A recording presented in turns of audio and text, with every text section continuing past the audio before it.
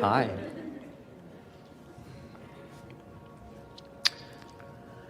Well, that's great. I'm glad to be here, and it's a beautiful morning. Can you hear him? I do speak quiet sometimes. They want to hear you. All right. So, as far as questions, I have more of a personal sharing that I would like to just talk about my understanding of frequency and harmony and sound.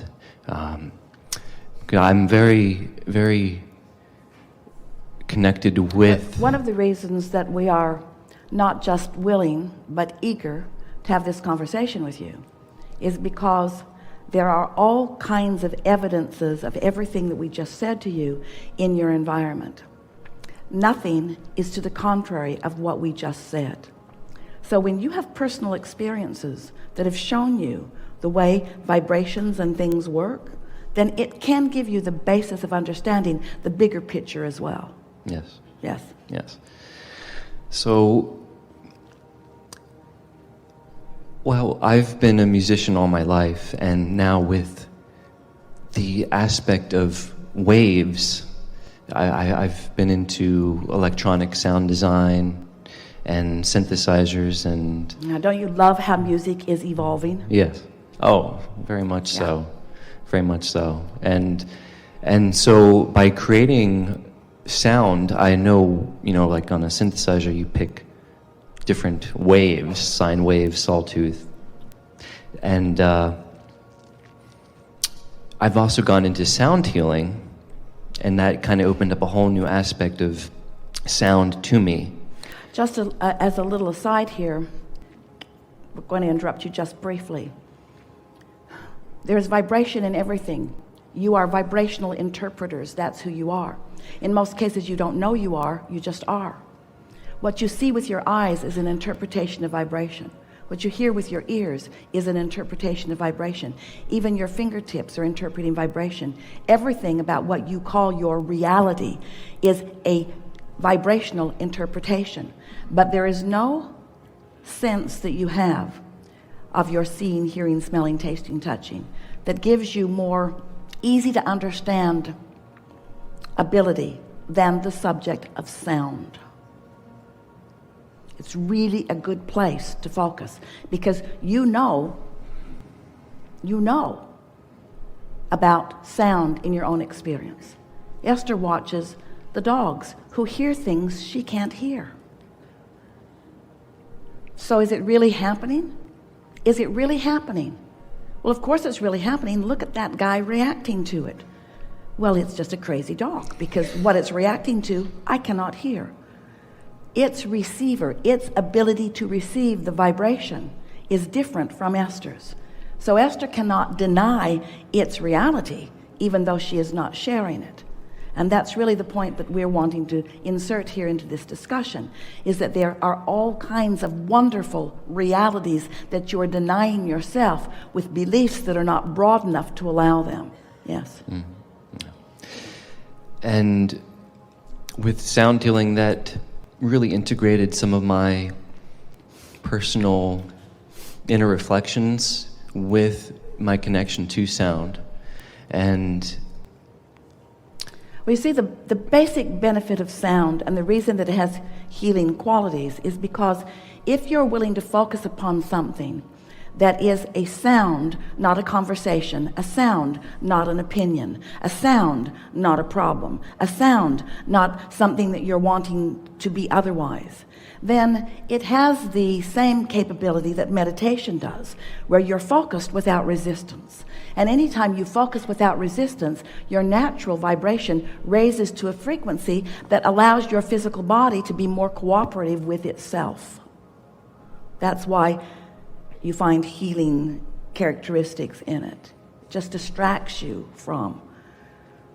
Imagine the cork bobbing on the surface of the water, and let's call that well-being. Let's call that happy. Let's call that pure positive energy. You can take hold of it and hold it under the water, but it's unnatural for that cork to be under the water. It is naturally buoyant, and so are you. So when you let go of it, it's going to bob back up there where it naturally belongs, and so will you. And sometimes techniques like that cause you to bob. Yeah. And at the same time, I was studying, the sound healing was more, it focused on shamanism and ancient. Doesn't matter. Yeah. And Non-physical will do any song and dance you need to hear. Yeah. To distract you from your disconnection. Yeah. And at the same time, since I've been to electronic sound, at the same time I got introduced to how the voice itself produces its resonance, and frequencies within the voice really just are it's the representation of you. From what I understood, the frequencies in your voice, the resonance in your voice, that's you. What you are portraying or how you are being in any moment in time is all about what your vibrational point of attraction is. And you just can't fake it. You can put a smile on your face and you can sound different if you want to. In other words, you can accomplish different. You can talk like this. We're just playing with you a little bit. But what you're trying to say and what we are wanting to say is that, yes, how you feel is evidenced by everything that you are. Everything that you are. There are no secrets in this law of attraction based universe. And if you want to know what your point of attraction is, there are 2 ways to do it. Our friend is wanting to say 3, and we don't disagree. There are 2 ways to do it. Our friend is wanting to say 3, and we don't disagree. There are 3 ways to do it. There are 2, maybe 3 ways to do it. 2 for sure, maybe 3 ways to do it. First is, look at what's unfolding around you, because it reflects how you feel. It reflects what your patterns of vibrational offering are. And by that we mean, it reflects how much of all of the good that you've carved out you're letting in. It reflects the percentage of abundance of well-being that you are eking into your experience by your, in most cases, accidental lack of resistance. Because it's almost no one is deliberately in a state of non-resistance. Most of you are having knee-jerk reactions to conditions, and then you're just allowing a little bit of well-being to eke in around that because you're fickle and you don't have time to focus on all the problems of the world simultaneously. So there are 2, maybe 3 ways to know what your point of attraction is. One, by what's coming around you, because it's evidence of what you've got going on vibrationally every single time. Esther will say to herself, there's a very uncomfortable pattern showing itself to me. I wonder, it must be that guy's fault. She's just kidding, because she knows. She's the common denominator in everything that happens to her. So what you've got going on vibrationally is shown to you by the way you are realizing life. The other, now that's sort of post-vibrational offering. What's happening is a result of what you've been practicing. But then there is the second way, second of 2, maybe 3 ways, and that is the way you feel. The way you feel is your indication. The way you feel is the indication of your vibrational frequency. And it's not your vibrational frequency in relationship to other instruments. It's your vibrational frequency in relationship to who you really are. That's the only synthesizing you need to do. That's the only resonance that you need to find. Because when you find that resonance, that powerful, resonant you will find the resonance in the universe. But if you, this is a wonderful conversation we're having, if you are deliberately finding resonance with something that is out of resonance with you, it doesn't matter how hard you work, it's not ever going to come together. You know that, don't you? Yeah. And then the third way, appears to possibly be, well, it is. It's the evidence What you're talking about is you're talking about the vibrations or the synthesizers or the merging of it. That's the evidence. That all dovetails back into the first point that we were making. Yeah. Do you have something specific that you're asking? Because you've gathered a lot of personal experience, and there are a lot of things that you realize as you are moving along. Right. And your questions may not resonate perfectly with anyone else in this crowd, but it doesn't matter. We would like to help resonance with who you really are and what you're really reaching for. So if there's something that you are able to verbalize to us, we will answer it, and it will be meaningful to you, whether they get it or not. Okay.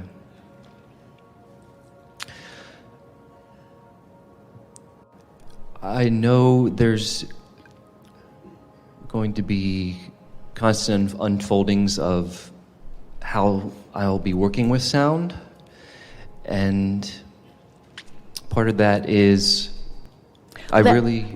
let your interest call you. Mm-hmm.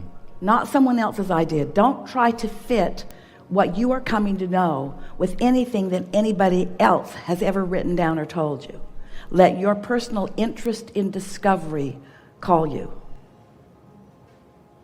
Yes. Yeah, that's so fun. That is so fun. Yeah. Because when you let your natural interest call you and you find resonance with who you really are and what you really know. The other day, Esther had such an interesting experience. She has them all the time, you do too, where a sequence of events just came together in a really, what she would formerly have said, unbelievable way. And the results of it were just astonishing. And all of the people who were involved in it stood back in humorous amazement. And Esther was reveling in that and about 15 other things that had happened sort of kind of like it in the days before. And we said to her, Esther, this is orchestrational child's play. Do you understand that your Earth continues to spin in its orbit in perfect proximity with other planets? In other words, if you could get any idea of how much interest Source has in you and all that you are, and all that you are vibrationally, even though you have not allowed yourself yet to realize it, if you could feel on the brinkness of the discoveringness that is you, and you could just focus for a little while singularly on the relationship between what you really know from a non-physical perspective and what you've allowed yourself to realize, the exhilaration as your path unfolds. And just for a little while, this is just our encouragement to you, not because we're trying to boss you around or tell you what to do, but because we know that it will be essential in how much momentum you allow to get going.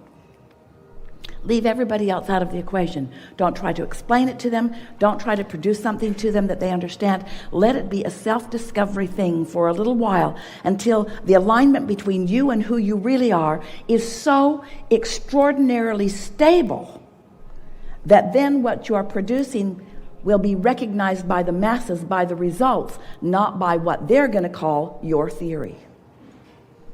If you try to get other people to accept your theory before you have proven it to yourself through the realization of the results, it just slows you way, way, way, way, way, way down and confounds you and causes you frustration. They don't need to know. In most cases, they're not ready to know. Give them the results and then teach them after the fact where those results came from. Move them with your music in a way that causes resonance within them. Let them discover their resonance, and then later on tell them how they got there. You follow what we're saying? Yes. Yeah. Yes. Really good. Yes. Enough?